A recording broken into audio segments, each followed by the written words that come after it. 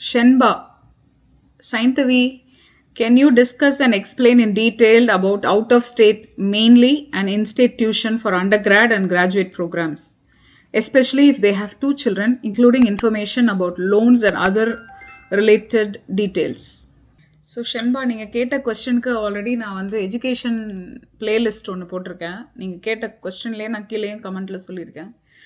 இதுக்கான ஆன்சர் நான் ஆல்ரெடி கொடுத்துட்டேன். அவுட் ஆஃப் ஸ்டேட்டை பற்றியும் இன் ஸ்டேட் டியூஷன் பற்றியும் பேசியிருக்கேன். But now that I have a kid in college, now that we are paying fees and now that we are doing all this in state டியூஷன்லாம் பண்ணுறதுனால I will visit this conversation. So out of ஸ்டேட்டோட டியூஷனுக்கு second வருவோம். Instate டியூஷனோடது எப்பயுமே I would recommend going instate for undergrad because it is going to help you keep the child near you. Not near you in the sense not at home obviously. At least they will be close enough for you to go and visit them. And for undergrad, I don't think they need to be in a very big university. It's not needed. For grad school, they can go to a different big university if they want to. I also believe that a child who is very studious will shine wherever they go. If they are a smart kid, if they are a hardworking kid, and if they are serious about what they want to do, they will shine wherever they go. So in state, out of state doesn't matter. Coming to the money aspect, if you are in state, you will have at least 15,000 of a difference as opposed to sending them out of state. That's $15,000 per year is the difference, I think, from what I've talked to people and how much they've paid and all. Other than that, you will also have flight charges. So you will have to pay for their flight. You have to pay for your flight if you're going to visit them often. Even otherwise, you will have to put some money for them to go back and forth. So I would add another 5,000. So a solid difference of $20,000 will be there for a child who is going in state versus a child who is going to go to out of state. This is the basic difference. So Shenba, நான் சொல்கிறது வந்து உங்களுக்கு புரிஞ்சிருக்கும்னு நினைக்கிறேன். நம்ம உள்ளுக்குள்ளே இருக்கும் போது நம்ம பக்கத்துலேயே இருப்போம், நம்ம டிரைவபிள் டிஸ்டன்ஸில் இருப்போம், நம்ம போயிட்டு வந்துடுவோம், பார்த்துட்டு வந்துடுவோம். அப்போ நம்மளுக்கு ஜென்ரலாகவுமே இன்ஸ்டேட் டியூஷன் வந்து நம்மளுக்கு ஃபீஸ் கொஞ்சம் கம்மி வெளியில் இருக்கிறது பார்க்கும்போது. ஏன்னா நீங்கள் அவுட் ஆஃப் ஸ்டேட் போகிறீங்கனாலே நீங்கள் out of state student, out of ஸ்டேட்டோட பர்சன்டேஜ் வந்து உங்களுக்கு அதிகமாக தான் அவங்க வச்சுருப்பாங்களே. எனி யூனிவர்சிட்டி வெப்சைட்டில் போய் நீங்கள் பார்த்தீங்கன்னா அங்கே எழுதியிருப்பாங்க அவுட் ஆஃப் ஸ்டேட்டோட டியூஷன் ஃபீஸ் எவ்வளோ, இன்ஸ்டேட்டோட டியூஷன் ஃபீஸ் எவ்வளோன்னு. ஏன் நம்மளுக்கு இன்ஸ்டேட் டியூஷன் ஃபீஸ் வந்து கம்மியாக இருக்குன்னா, நம்ம இங்கே டேக்ஸ் பே பண்ணுறோன்றதுனால நம்மளுக்கு பார்ட் ஆஃப் பீயிங் ஹியர் நம்ம டேக்ஸ் டாக்குமெண்ட்ஸ் நம்ம சப்மிட் பண்ணுவோம். அது பேஸ் பண்ணி தான் நம்மளுடைய residency. You have to prove that you've been a resident in this place for 18 months or over so that you will qualify for in-state tuition. So நம்ம H4ல இருக்கோம், நம்ம கிட் வந்து H4ல இருக்காங்க.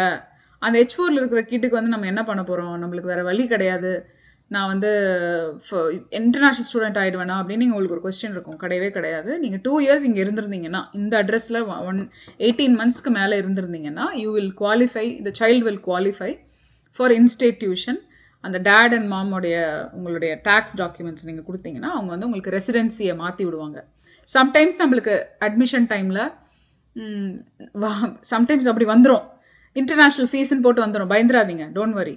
நீங்கள் you write back to the admissions office and say that you know what, I been a resident here for so many years அப்படின்னா அவங்க இந்த ப்ரூஃப்லாம் எனக்கு கொடுங்கன்னு கேட்பாங்க. அந்த ப்ரூஃப்லாம் நீங்கள் கொடுத்தீங்கன்னா ஆட்டோமேட்டிக்காக அவங்கள வந்து இன்ஸ்டேட் டியூஷனுக்கு மாற்றிடுவாங்க. அது வந்து சப்ஸ்டான்ஷியலி கம்மியாக இருக்கும், ரொம்ப கம்மியான டிஃப்ரென்ஸ் உங்களுக்கு தெரியும் ஓரளவுக்கு. நான் சொன்ன மாதிரி ஒரு 20,000 உங்களுக்கு ஓவரால் உங்களோட பட்ஜெட்டில். இப்போ ஒரு வருஷத்துக்கு நீங்கள் 40,000 செலவு பண்ண போகிறீங்க அப்படின்னா, நீங்கள் அவுட் ஆஃப் ஸ்டேட் போகிற கிட்டுக்கு வந்து ரஃபாஸ் 80,000 60,000 செலவு பண்ண போகிறீங்கன்றதை நீங்கள் கணக்கில் வச்சுக்கணும்.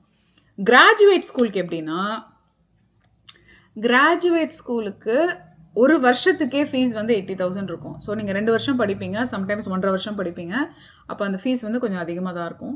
ஆனால் கிராட் ஸ்கூலுக்கு வந்து என்ன ஒரு அட்வான்டேஜ்னால் லோன் கொடுப்பாங்க, மோஸ்ட்லி லோன் கொடுப்பாங்க நான் கேள்விப்பட்ட வரைக்கும். சப்போஸ் நீங்கள் H4ல இருக்கீங்க, உங்கள் கிட்டுக்கு வந்து அவங்க பேர்லேயே லோன் கிடைக்காது அப்படின்னா, நீங்கள் உங்கள் கிட்டேருந்தே 401(k)லேருந்து எடுக்கலாம். 401(k)ல உங்களுக்கு காசு இருக்குன்னா நீங்களே உங்களுக்கு அந்த லோன் எடுத்து நீங்கள் அவங்களுக்கு கொடுக்கலாம். அப்படி இல்லைனா ப்ரைவேட்டான எஜுகேஷன் லோன்லாம் இருக்குது, சாலிமே இந்த மாதிரி, சாலிமேன்னு தேடி பாருங்கள், அங்கெல்லாம் இருக்குது, அவங்கக்கிட்டேருந்து நீங்கள் லோன் எடுக்கலாம். அப்படி இல்லைனா வந்து சிட்டிசனாக இருக்கீங்க அப்படின்னா நீங்கள் ஃபாஃப்ஸா லோன் உங்களுக்கு எலிஜிபிள் ஆகும். அது நீங்கள் ஸ்டூடெண்ட்டோட பேர்லேயே ஸ்டூடெண்ட் லோன் எடுத்து கொடுத்துடலாம். கிட்டத்தட்ட அந்த ரேட்ஸ் எல்லாமே ஒரே மாதிரி தான் இருக்க போகுது. அந்த த இன்ட்ரெஸ்ட் ரேட் அது வந்து கிட்டத்தட்ட ஒரே மாதிரி தான் இருந்தது. நான் பார்த்த ஹோம்ஒர்க் பண்ண வரைக்கும் அப்படி தான் இருந்துச்சு. So I hope that will be useful. இந்த இன்ஃபர்மேஷன் எல்லாமே நான் வந்து என்னோட யூடியூப் சேனலில் ஒரு பிளேலிஸ்ட் இருக்குது, எஜுகேஷன் பிளேலிஸ்ட். அதில் கீழே நான் நீட்டாக எல்லாமே பக்காவாக ஐ ஹாவ் கிவன் இட் அதெல்லாம் நான் போட்டு வச்சுருக்கேன். அதில் போய் நீங்கள் ஒரு இதுலேயே பாருங்கள். காலேஜோட ஸ்டெப் பை ஸ்டெப் ப்ராசஸும் நான் போட்டு வச்சுருக்கேன். எவ்வளோ இருக்கும், எவ்வளோ ஆகும், கம்யூனிட்டி காலேஜ் போனால் எவ்வளோ ஆகும், ப்ரைவேட் ஸ்கூல் போனால் எவ்வளோ ஆகும், பப்ளிக் ஸ்கூல் போனால் எவ்வளோ ஆகும், அவுட் ஆஃப் ஸ்டேட் போனால் எவ்வளோ ஆகும். கிட்டத்தட்ட அதே ரேஞ்சில் தான் இருக்குது. மேபி 1 or 2 thousands வந்து இப்போ அதிகமாக இருக்கலாம். But it is all available there. அது போய் நீங்கள் பாருங்கள். பார்த்து உங்களுக்கு யூஸ்ஃபுல்லாக இருக்கும்னு நினைக்கிறேன். I hope this video will be useful to you. Thank you for asking. Bhargavi Ramineni. Hi ma'am, I keep watching your videos every day. You share a lot of information. Thank you so much for all your efforts on this. I have an 8th grader who is currently in charter school basis Shavano High School, San Antonio, Texas. I'm confused if I have to continue him in the same for his high school or bring him back to public school. My kid is academically very good. Continuing in charter school will give him good readiness for college but may lose the advantage of top 5% college acceptance as charter schools do not have that advantage. Any suggestions on this? Bhargavi, I would recommend you to continue in that same school because your child is smart. And if your child is smart, then you must ask him to be in the top 5 and aim to be in the top 1% in the school he is going to be in. So if you think that he is that smart and if you think that he will be the topper in this charter school, then he can continue. If you feel like he is going to be not in the top in this school and he needs to be in a level where he must be accepted, like if you feel like he has to how do I say it, if you feel like he needs to be pushed to go to that level of competitiveness and to be in that group, then I think you can bring him to public school. But then end of the day, competition is competition everywhere. So all students who are eligible will be applying to every college. They will secure, for example, let's say I'm securing a seat. Okay, I'll secure you. There are 10 universities in the state. Let me secure a seat in each and every university and let me apply. So I'm applying in all 10 universities and let's say I get admitted in 8 schools. Let's say my husband is there across from me. He applies for all 10 schools, but he gets admitted only in 5 schools. So when the admission comes out, the whole system will wait until I drop the seats, I pick my school, and then empty seats will become available, and that's when the second applicant is going to get a chance. That's when my husband will get a chance because he only got into the next 5 and he is not in the top tier. He's in the second tier. Okay. So this game is based on who is applying where and when. This is not based on where he is going to apply from. A child who is very smart, a child who has done everything, may not get admitted in his most favorite university because of the major he picked. Because in that particular year, whatever major he is picking may be a very on-demand course. For example, let's say I'm picking political science in Berkeley. Maybe it's not that famous. I may get in easily. Whereas when I apply for computer science, I may not get in because computer science is famous. You understand? So it doesn't matter where and when or how your child is going to study. It is always 50% luck. I always tell everyone, college admission is luck. It's right place at the right time. Exactly like a job application. You can be an expert, but if you don't have the right referral, you will not even get one interview. You know what I'm saying. For people who are currently in the market, you'll know what I'm saying. So please think that you must always think in an angle where a child is able to go to their maximum potential in a comfortable zone. Don't push them over their limit. I don't know you personally. I don't want to discourage you. I don't want to tell you that, oh my God, you are not supposed to put your child in this school or you're supposed to put your child in this school, because personally my thought process is a child is good at what they do, and they will always have success in life. You don't have to worry about whether they are going to be in the top 5%, whether they'll have the top 5% chance. So இதை நான் வந்து ரொம்ப எல்லாருக்குமே நான் சொல்லுவேன்.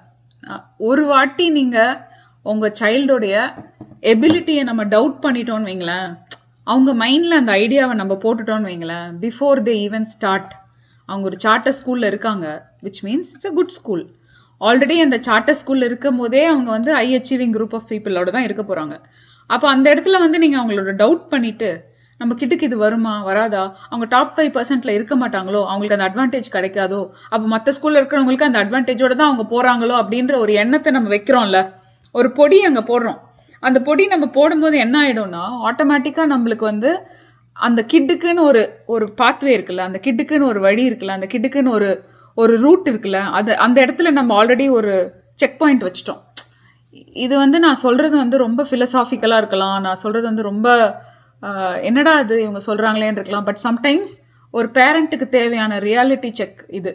அதனால தான் நான் உங்களுக்கு அதை எடுத்து சொல்லணும்னு நான் நினைக்கிறேன். ஏன்னா சம்டைம்ஸ் நம்மளை மீறி நம்மளுடைய ஃப்ரெண்ட்ஸுக்குள்ளே இருக்கிற நம்ம பியர் ப்ரெஷரோட சேர்ந்து நம்ம என்ன பண்ணிடுவோம், நம்ம கிட்ட வந்து புஷ் பண்ணி பண்ணுவோம். உங்களுக்கு நான் ஒரு சின்ன எக்ஸாம்பிள் சொல்கிறேன். நாங்கள் முதல்ல ஃபாஸ்டர் சிட்டிலேருந்து மவுண்டன் ஹவுஸ் மூவ் பண்ணும்போது, மவுண்டன் ஹவுஸா அது என்ன ஒரு வில்லேஜு, என்னது ஹான்சன் வில்லேஜா, ஹான்சனில் வில்லேஜா, என்ன வில்லேஜில் நீங்கள் இருக்கீங்க அப்படின்னு கேட்டாங்க என்ன. ஏன்னா நாங்கள் லிட்ரலி இங்கே வரும்போது we lived in a place where we didn't even have proper road on this side. இந்த பக்கம்லாம் ரோடே இருக்காது, ஃபுல்லாக வெறும் வந்து இப்போ காடாக இருக்கும், வெறும் ரேபிட்ஸு அனிமல்ஸ் எல்லாமே ஓடிட்டு இருப்பாங்க எல்லா இடத்துலையும். இந்த பக்கமும் அதே மாதிரி ஒரு சுச்சுவேஷனில் தான் நம்ம இருந்தோம். பட் அப்போ மவுண்டன் ஹவுஸ் இருந்த நிலைமைக்கும் இன்னைக்கு இருக்கிற மவுண்டன் ஹவுஸ் நிலைமைக்கும், forget all the roads and what not, schools எங்கேயோ போயிடுச்சு மேலே. ஸோ இதை எய்ம் பண்ணி நாங்கள் இங்கே வரவே இல்லை. பட் இப்போ மவுண்டன் ஹவுஸில் இருக்காங்களே ஒரு மக்கள், அவங்கெல்லாம் என்ன பண்ணுறாங்கன்னா, அவங்களோட கிட்ட தூக்கிட்டு இங்கேருந்து லோடாய், லேத்ரோப், ஸ்டாக்டன், மேண்டிகாக்கு 11th and 12th போகிறாங்க. ஏன் போகிறாங்க? ஏன்னா அவங்க வந்து அந்த ஸ்கூல்ஸில் போனாங்கன்னா அவங்க கிட்ஸ் வந்து டாப் இந்த க்ரீமில் இருப்பாங்க, ஈஸியாக அட்மிஷன் கிடைக்கும்னு போகிறாங்க. இங்கே இருக்கிற வீடு வாடகைக்கு விட்டுட்டு, இல்லை சம்டைம்ஸ் அவங்க ஹஸ்பண்ட் மட்டும் இங்கே இருக்காங்க, மாம் அண்ட் சன் அங்கே இருக்காங்க.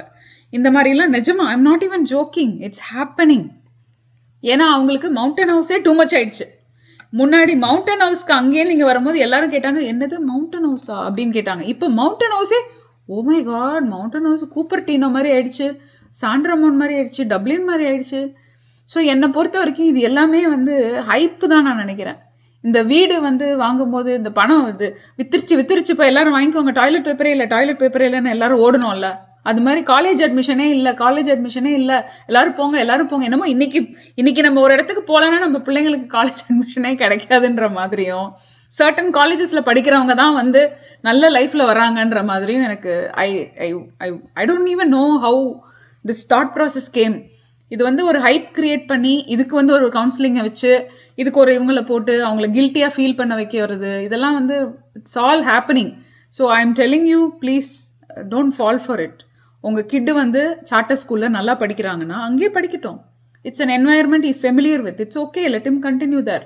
அங்கே படித்து அவருக்கு என்ன நல்லதாக பண்ண முடியுமோ பண்ணட்டும். அவர் அச்சீவ் பண்ணுறாரா அச்சீவ் பண்ணட்டும். அதில் அவர் டாப் அப் எப்படி போக முடியும்னா பார்க்கணுமே தவிர, இங்கேருந்து இன்னொரு இடத்துக்கு போய் நம்ம அங்கே மாற்றி பண்ணனா வந்துருவாரானா, அங்கே போயிட்டு அவர் நெகட்டிவாக போயிட்டாருன்னா என்ன பண்ணுவீங்க? இங்கே இருக்கிற பாசிட்டிவ் இன்ஃப்ளூயன்ஸில் அவர் போய்கிட்டு இருக்காரு. ஓகே, நீங்கள் அந்த ஸ்கூலுக்கு போயிட்டு அங்கேருந்து நெகட்டிவாக வந்துட்டு, ஐயோ அங்கே ஒன்றுமே கஷ்டமே இல்லைம்மா, நான் ரொம்ப இதுவாக இருக்கேன், மைண்ட் செட்டே மாறிடுதுன்னு வைங்களேன். அந்த ஃபுல் எஃபர்ட் போடுற இடத்துல 45% எஃபர்ட் போட்டால் போதும் அப்படின்னு 45% எஃபர்ட் போட்டு 100 மார்க் வாங்குறாருன்னு வைங்களேன். அவரோட entire thought process and life ஸ்டைலே மாறுதில்ல. யோசிச்சு பாருங்க, அந்த ஆங்கிள் யோசிச்சிருக்கீங்களா நீங்கள்? This is an answer to many of the parents who are thinking of doing this. Please don't do that. உங்கள் கிட்டுக்குன்னு ஒரு நல்ல காலேஜ், நல்ல லைஃபு வரதான் போகுது. நல்லதுன்றதே இட் இஸ் ஜஸ்ட் டெஸ்டைன். நீங்கள் எங்கே படிச்சுட்டு வந்தீங்க?